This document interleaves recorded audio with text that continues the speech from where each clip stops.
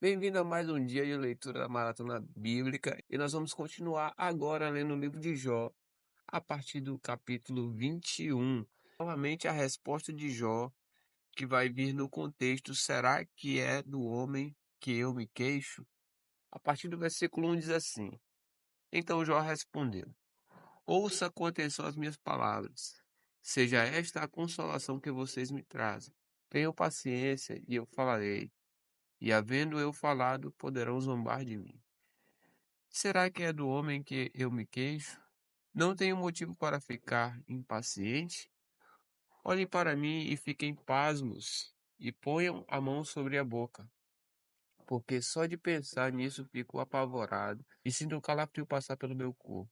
Agora o contexto vai ser: os maus cantam e se alegram, versículo 7. Como é que os ímpios continuam vivos, envelhecem e ainda se tornam mais poderosos? Os seus filhos se estabelecem na sua presença e os seus descendentes diante dos seus olhos. As suas casas têm paz e estão livres do medo, e a vara de Deus não as fustiga. Os seus touros geram e não falham. As suas novilhas têm a cria e não abortam. Deixam as suas crianças correr como um rebanho. Os seus filhos saltam de alegria, cantam com tamborim e harpa e se alegram ao som da flauta. Passam os seus dias em prosperidade e em paz descem à sepultura. E são estes os que se dirigem a Deus dizendo: Deixa-nos em paz, não queremos conhecer os teus caminhos. Quem é o Todo-Poderoso para que sirvamos? E o que ganhamos se lhes fizermos orações? Vejam que não provém deles a sua prosperidade. Longe de mim o conselho dos ímpios. E agora vem o contexto da fala de Jó, que vai dizer que Deus castigue os ímpios. Versículo 17 diz: Quantas vezes se apaga a lâmpada dos ímpios? Quantas vezes lhes sobrevém a destruição? Quantas vezes Deus, na sua ira, os faz sofrer? Quantas vezes são como a palha diante do vento e como a poeira que é levada pela tempestade? Vocês dizem que Deus reserva o castigo do perverso para os filhos dele, mas é ao perverso que Deus deveria punir para que o sinta. Seus próprios olhos devem ver a sua ruína, que beba do furor do Todo-Poderoso, porque depois de morto e acaba a contagem dos seus meses, quem interessa a ele é a sua casa? Será que alguém pode ensinar algo a Deus, a ele que julga os que estão nos céus? Um morre em pleno vigor, despreocupado e tranquilo, com os seus baldes cheios de leite e os ossos repletos de tutano. Outro, ao contrário, morre com o coração cheio de amargura, não havendo provado o bem. Juntamente jazem no pó, onde os vermes os cobrem. E agora o contexto vai ser: vocês querem me consolar com palavras vazias, versículo 27. Eis que eu conheço os pensamentos de vocês e os planos injustos que fazem para me prejudicar. Porque vocês perguntam, onde está agora a casa do príncipe? E onde ficou a tenda em que moravam os ímpios? Será que vocês nunca interrogaram os que viajam e não levaram em conta as suas declarações? Que o mal é poupado no dia da calamidade e é socorrido no dia do furor? Quem lhe jogará na cara o que ele fez? Quem o fará pagar pelo que fez? Finalmente, é levado à sepultura, e sobre o seu túmulo se faz vigilância. A terra do vale que o cobre é leve. Todos os homens o seguem, assim como são inumeráveis os que foram adiante dele. Como então vocês querem me consolar com palavras vazias? Nas respostas de vocês só há falsidade. Já no capítulo 22 de Jó vai falar sobre a terceira fala de Elifaz, seu amigo, que vai ser no contexto: você cometeu muitos pecados, vai justificar o que Jó está passando com isso. Então Elifaz, o temenita, tomou a palavra e disse: Pode o homem ser de algum proveito para Deus?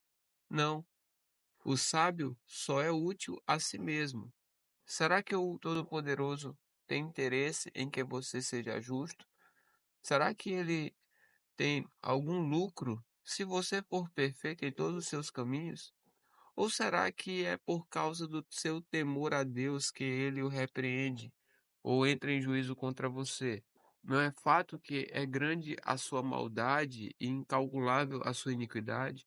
Porque sem motivo você atingiu penhores do seu irmão e despojou das roupas os que estavam seminus. Você não deu água ao cansado e ao faminto, você se recuou a dar pão. A terra pertencia ao homem poderoso, e só os privilegiados moravam nela. Você despediu as viúvas de mãos vazias, e os braços dos órfãos foram quebrados. Por isso você está cercado de laços, e repentino pavor toma conta de você. Está submerso por trevas que impedem você de enxergar e pelas águas transbordantes que o cobrem. E aí o contexto agora vem, você quer seguir os iníquos? Versículo 12. Não está Deus nas alturas dos céus? Olhe para as estrelas mais altas. Que altura! E você diz, o que é que Deus sabe? Será que ele pode julgar através dessa escuridão? Grossas nuvens o cobrem, de modo que não pode ver. Ele só passeia pela abóbada do céu. Você quer seguir a rota antiga que os ímpios percorreram? Estes foram levados antes do tempo. Uma torrente arrastou os seus alicerces.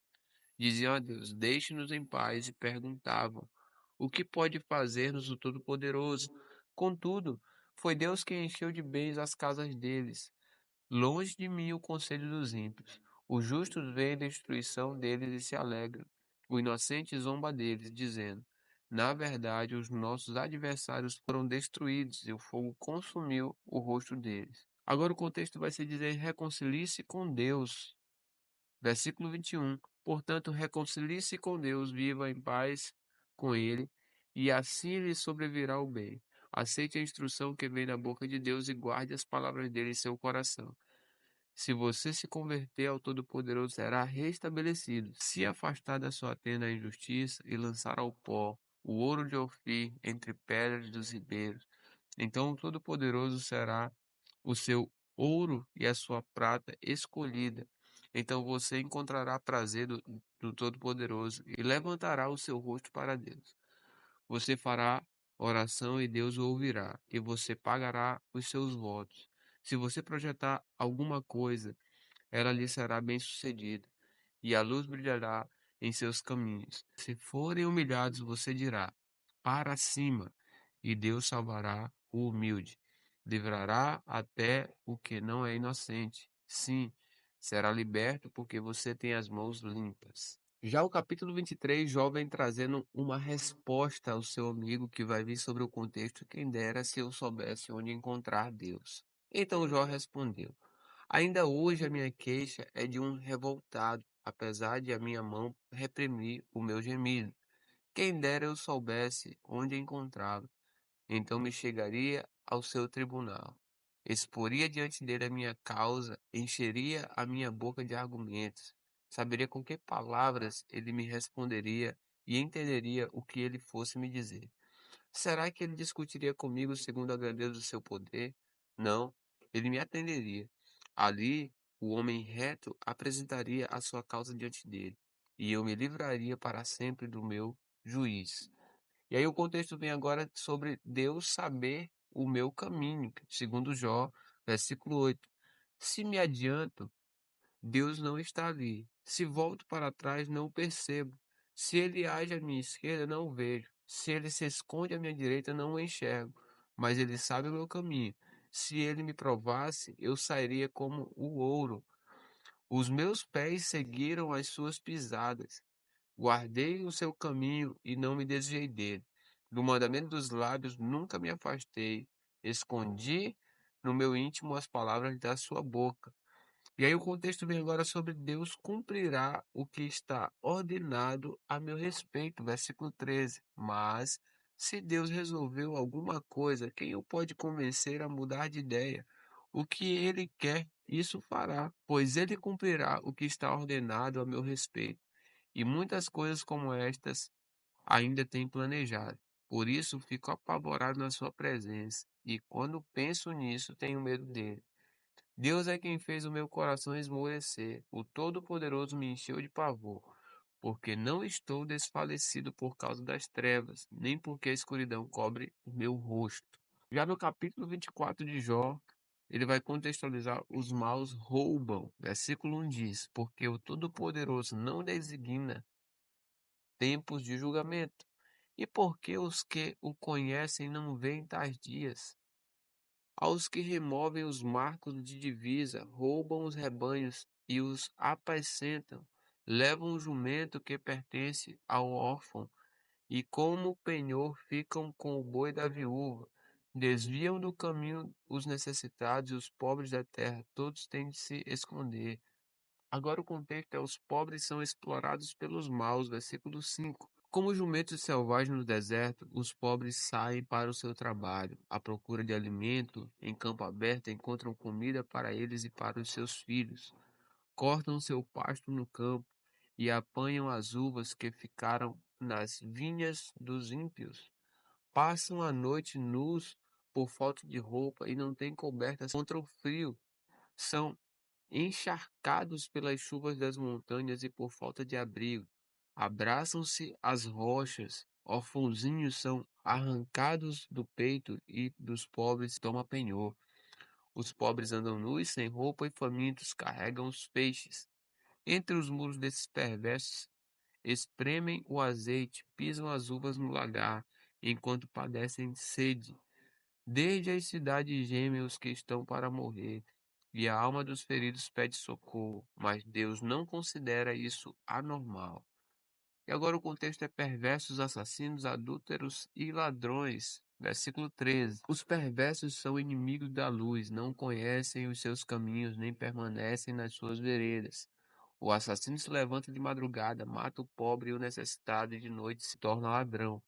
O olho do adúltero aguarda o crepúsculo, dizendo: ninguém me verá, e cobre o rosto. Nas trevas, ladrões invadem as casas, mas de dia ficam escondidos, não querem nada com a luz, pois amanhã é para todos eles como sombra de morte, mas os terrores da noite lhes são familiares. E agora vai falar sobre Deus atenta ao perverso. Versículo 18. Os perversos são levados rapidamente na superfície das águas. A porção deles na terra é maldita, e por isso já não andam pelo caminho das vinhas. A seca e o calor desfazem as águas da neve. A sepultura faz o mesmo com os que pecaram. A mãe se esquecerá deles, os vermes os comerão com gosto, nunca mais haverá lembrança deles. A injustiça será quebrada como uma árvore. Maltratam as estéreis que não têm filhos e não fazem o bem às viúvas. Mas Deus, por sua força, prolonga os dias dos valentes. Eles se veem em pé quando desesperavam da vida. Ele lhes dá descanso e nisso se apoiam. Mas os olhos de Deus estão atentos aos caminhos deles. São exaltados por breve tempo, depois passam, colhidos como todos os demais. São cortados como as espigas do trigo. Se não é assim, quem me desmentirá e anulará as minhas palavras? Até amanhã a gente continua. Deus abençoe.